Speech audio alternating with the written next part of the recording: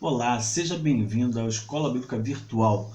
Você é muito bem-vindo. Se você está chegando agora, não conhece, se você já conhece, já sabe os pontos que tem colocado, né? Que você possa curtir, compartilhar, acionar o sininho. Lembrando que também esses estudos estão lá no YouTube, de uma forma que possa compreender. Lembrando que há também estudos no YouTube específicos trabalhando com slides, onde a gente pode conhecer a Bíblia. Eu tenho feito agora um estudo de Atos, estou colocando lá, paralelo, esses estudos, onde você pode conhecer melhor o livro de Atos Apóstolos, capítulo por capítulo, versículo por versículo, assim você entender. A ideia é fazer que você possa compreender melhor o que a Bíblia tem nos seus escritos. E aí você ter uma base para como você vai começar o seu estudo. Lembrando que não é para você pegar e falar, não, já sei tudo. Não, você vai ter uma base. Partindo dessa base, você vai ter outra, né, podendo pesquisar. Então a ideia é sempre dar um início para que você possa pesquisar e chegar às suas devidas conclusões. Estamos falando das cartas paulinas e hoje é o último vídeo encerrando aí as cartas paulinas. As cartas paulinas são 13 cartas, cartas ou epístolas. Epístolas é quando para uma comunidade geral, cartas para alguém específico. Quando a epístola ia para o líder da igreja, ele lia para a igreja. Todas elas foram escritas dentro de um contexto do remetente para com seu destinatário, havia um assunto em comum, e Paulo tenta organizar os problemas que surgem. Todas elas vêm para resolver problemas. Então, Paulo apresenta e vai tentando solucionar, fortalecendo assim a doutrina dos apóstolos, ensinamentos bíblicos, os ensinamentos do cristianismo estavam sendo propagado e ensinado e fundamentado naquela época. Paulo, de todas as cartas que Paulo escreveu na primeira viagem missionária, na segunda, na terceira, tem as cartas que escreveu nas prisões, na primeira prisão, na segunda. Então existem as cartas que escreveu nas prisões, são conhecidas cartas da prisão, e tem algumas que foram cartas pastorais, especificamente para pastores, né, para líderes de igreja. Então nós temos Romanos, Coríntios, Efésios, Gálatas, são igrejas, mas tem Timóteo, Tito, Filemão, são pessoas, aí são cartas pastorais, são cartas mais particulares, específicas com um líder, e nós temos acesso a elas. Paulo escreveu 13 cartas, Paulo é o maior autor que existe no Novo Testamento, sem contar que Hebreus às vezes é considerado, sendo de Paulo também, pela forma de escrita, mas não se pode comprovar. Então, trabalhamos dessa forma. Hoje eu vou estar falando com vocês das cartas pastorais, as cartas que Paulo escreveu, mostrando assim esse contexto aí pastoral. Então, que você possa acompanhar. Paulo escreveu para Timóteo 2 cartas, 1ª e 2ª Timóteo. O que acontece? Paulo deixou Timóteo em Éfeso, Timóteo vai se tornar pastor de Éfeso, deixou Timóteo em Éfeso com a finalidade de cuidar do crescimento organizacional daquela igreja, refutar alguns mestres que queriam ser mestres da lei, mas eram inexperientes e principiantes dela. Na igreja em Éfeso havia os intelectualmente confusos, que as pessoas que achavam que sabiam tudo, mas confundiam as coisas. Os moralmente indesejáveis, aquelas pessoas que têm a sua vida toda errada, que ninguém queria ficar perto. E Paulo cita dois, Irineu e Alexandre, que estavam, inclusive, Paulo falava que estavam sujeitos a disciplina severa. E por isso começou a surgir discussões ociosas e uma queda espiritual. Então, Paulo vai trabalhar em relação a isso, mostrando que deveria mudar.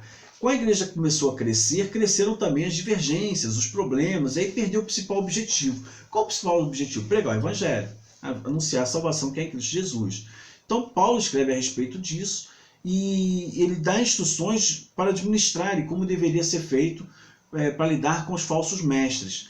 Nesta carta, 1 Timóteo, Paulo encoraja Timóteo a desafiar e a tomar o controle firme da igreja, para Timóteo ser firme, não deixar ser levado, não nem ficar com medo. Como assim? Fique firme na doutrina, defenda a verdadeira doutrina dos evangelhos, a doutrina dos apóstolos que foram ensinadas.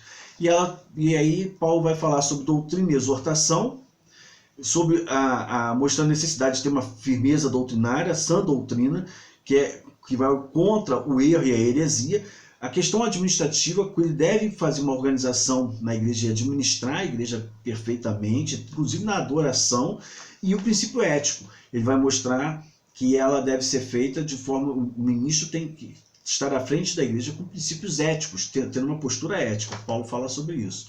Em 2 Timóteo, ele vai começar a falar um pouco mais pessoal. Ele vai ter temor de demorar a voltar em Éfeso, porque ele continua preso. Então ele já não sabia se ele ia sair ou não. Paulo já achava que ia morrer, estava preso em Roma. Ele já foi no tribunal, já tinha ido ao tribunal uma vez, as pessoas o deixaram lá e ele achou que ele ia morrer. Então ele falou, acho que eu não volto mais não, eu vou ser morto, vou me condenar. Mas ele escreve para informar a situação e desejo que ele tinha de ver Timóteo. Ele tem um carinho muito grande por Timóteo. Timóteo é considerado filho na fé dele. Então Paulo trabalhou muito na vida de Timóteo. Timóteo foi o orientado por Paulo, né? Paulo pastoreou Timóteo e esperava vê-lo pelo menos em Roma. Se eu não posso ir a Éfeso, vem aqui. Mas como ele tinha medo de Timóteo também não chegar a tempo, ele vai falar um pouco para Timóteo, orientando algumas coisas. E ele fala, olha, Timóteo, você deve tomar cuidado com os falsos ensinos. Então ele vai advertir na segunda carta também Timóteo contra os falsos ensinos. Então essa carta vai mostrar a ansiedade e a coragem de Paulo nesse momento crítico da sua vida, mas em momento algum ele está desesperado e simplesmente fala, eu acho que eu vou morrer, eu já sei que mais cedo ou mais tarde eu vou morrer, então eu gostaria de te ver. E vai expressar o sentimento dele. E ele deixa bem claro que o judaísmo tem inveja em relação a ele e mostra uma indiferença corrupta em relação ao paganismo, um paganismo já ultrapassado, caído, coisas que a gente vê no dia a dia, né? Então a gente vê isso aí cada dia mais acontecendo no nosso meio e não estamos longe disso. A outra carta que tem da pastoral é Tito.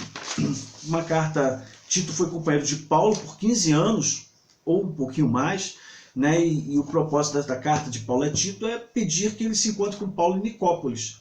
Só que nesse meio termo desse assunto, há o encorajamento diante das dificuldades que estavam sendo encontradas lá na ilha de Creta. Tito é pastor da ilha de Creta. A igreja de Creta era uma igreja desorganizada, o comportamento dos membros era um comportamento péssimo, os homens eram relaxados e descuidados, as mulheres de idade eram fofoqueiras e gostavam de se embriagar, as mulheres novas eram ociosas e viviam em episódios amorosos, os membros da igreja em Creta não tinham uma vida ética, nem mantinham uma vida ética. Então, essa carta, Paulo vai começar falando das falsas obras, né? Vai falando das obras que estavam falando, ele vai acusar essas obras que estavam mostrando. Havia um relaxamento moral da igreja de Creta, e esse relaxamento existia porque existia um relaxamento moral na ilha de Creta, que era conhecida como uma heresia cretense, né? Era uma tendência natural do local. Existe hoje também muitas igrejas assim, que elas são igual, a comunidade ainda está envolvida, ela se envolve ali e tem a cultura da comunidade, ela não faz diferença, ela é igual aquilo ali. Tito passa por isso. E havia uma forte influência de fábulas e dos mandamentos judaicos sobre a igreja. Então Paulo vai mostrar a diferença para eles, né, como deveria ser, faz uma comparação com os Gálatas, que vai mostrar que também tinham problemas severos em relação ao legalismo, e ele vai mostrar a questão do administrativo, os líderes da igreja têm que aprender a administrar com postura ética, a questão social, devem trabalhar com vários grupos, não apenas com alguns, mostrando, buscando comportamento de testemunho e exortativo, mostrando que a vida cristã não era como eles estavam vivendo. Então, Paulo vai falar isso para Tito. E a última é Filemon, uma carta conhecida, pequena, um único, tipo um bilhete. Filemon é um bilhete que Paulo manda, né? Paulo está preso em Roma. Nessa sua prisão surge um fugitivo de Colossos. Filemon faz parte da igreja de Colossos, talvez seja até líder da igreja, talvez a igreja se reunisse na sua casa. E ele se converteu lá na prisão, ouvindo Paulo pregar. O nome dele é Onésimo. E Paulo descobre que ele era um escravo fugitivo, roubou Filemon, ele conhecia Filemon, e então ele falou, vai voltar, você vai ficar aqui não, você vai ser liberto e vai voltar para o seu proprietário. Mas o que acontece? Naquela época, um escravo que fugia, ele era condenado. Se ele roubasse, ele era condenado à morte. Inclusive era marcado na sua testa com um F, a ferro quente, fugitivos. Então, Paulo manda para ele. Então, voltando, e manda uma carta a Filemon pedindo que ele o perdoe, liberte da escravidão e o perdoe dos seus erros. É a carta mais curta de Paulo, mas ela mostra uma coisa interessante. é o evangelho posto em prática, é o evangelho indo contra a escravidão, é o evangelho indo contra o poder, é o evangelho mostrando que a libertação ela vai além do que a gente imagina, né? É a aplicação do cristianismo prático na relação, principalmente na relação da escravatura. Então é uma carta, é um apelo ao amor cristão de Filemão, apesar de Paulo também se impor em determinado momento. Paulo falar para ele, olha, eu acho que você me deve mais do que isso aí, mas eu espero que pelo amor em Cristo você faça. Então Paulo tinha um jeito meio áspero de falar, mas ele tinha autoridade para isso, né? E o que ele quer é que Filemão entenda a importância do perdão, assim como Cristo perdoou. Bom, essas são as cartas paulinas, as 13 cartas que tem constam no Novo Testamento. Um breve resumo, para a gente estudar mais, detalhar, tem que conhecer Atos, tem que fazer... É um estudo mais detalhado, com calma a gente vai trabalhando, temos muito ainda para trabalhar, mas eu prefiro que você me diga, você esteja trabalhando comigo e interagindo comigo, eu possa saber como posso lhe ajudar. Então, não esqueça de você curtir, compartilhar, acionar o sininho, se inscrever, né, se você está no YouTube ou no Facebook, chamar pessoas para que possam ver. Sempre um estudo desse ajuda, uma escola dominical, um sermão, uma pesquisa, é importante, você possa fazer. E não esqueça de interagir, coloca aí o que você acha, o que você está pensando. A ideia é sempre ajudar você e melhorar. Eu dependo de vocês para isso, ok? Eu espero que vocês tenham gostado e depois nós vamos começar a falar aí das epístolas gerais. No próximo estudo eu vou passar para você um vídeo sobre as epístolas gerais, ok? Um abraço e até o próximo.